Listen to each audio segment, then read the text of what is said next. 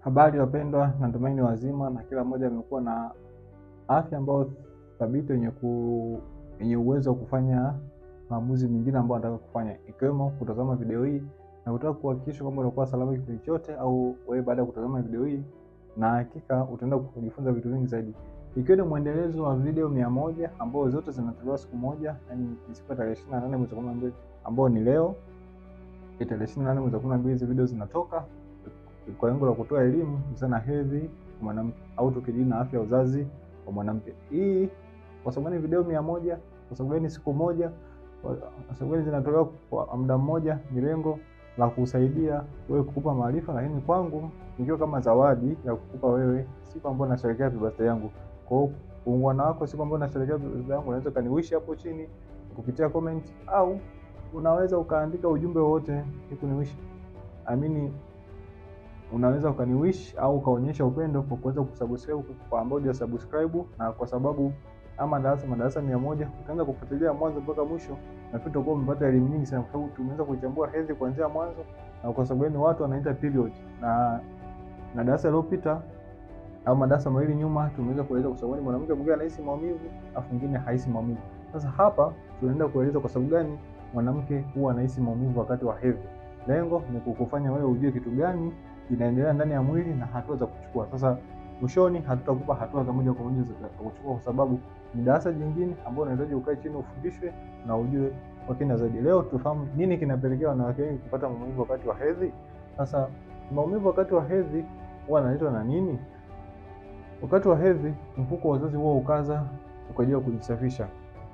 Yaani ili kitu kingine kiweze kutokea katika mwili lazima kuna kitu kiongezeke au kipungue. Na kutolea mfano rahisi ambao unaweza kufikiria ni kwa kile haraka, ingawa inawezekana ukawa ni wakijinga, lakini lengo ni kukupa maarifa na kuweza kutambua hivi vitu elimu kwa urahisi zaidi. Unapotamani kwenda uani au kujisaidia, inaweza choo kikubwa au choo kidogo, lazima utaanza kwanza na kubana.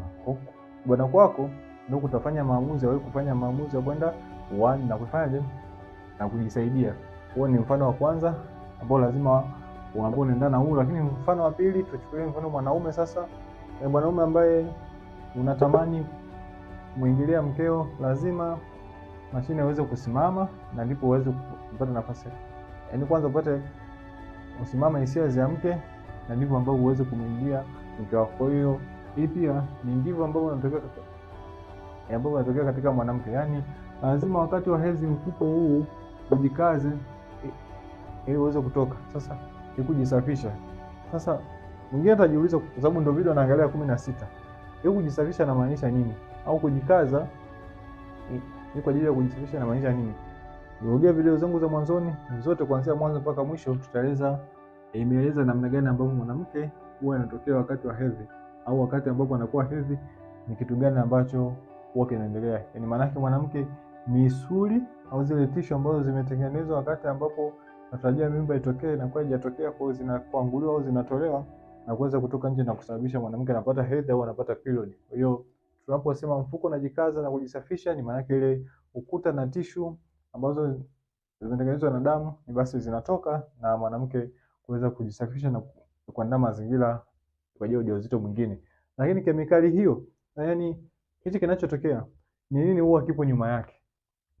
Huwa kuna kemikali ambayo inaitwa prostaglandin ambayo inasababisha mwanamke kuweza kusikia maumivu. Sasa inapokuwa nyingi au inapokuwa kidogo, na ndipo ambapo huwa tunadetermine maumivu wa mwanamke ambao anasikia wakati wa period. Sasa hii prostaglandin inafanyaje kazi? Ni kusababisha mikunjo au kusababisha mkunjo wa mfuko wa uzazi ambao kijikunja inasababisha ile ngozi ambayo imetengenezwa juu na damu iweze kutoka na mwanamke kuwa safi. Sasa inapokuwa nyingi au inapozalisha kwa wingi zaidi, inasababisha inajikunja sana na mwisho wa siku kutoka. Lakini pia ni kazi ikizidi kwa maumivu yanaongezeka kama nilivyotangulia kusema, lakini ni kazi ya mwili, sio dhaifu.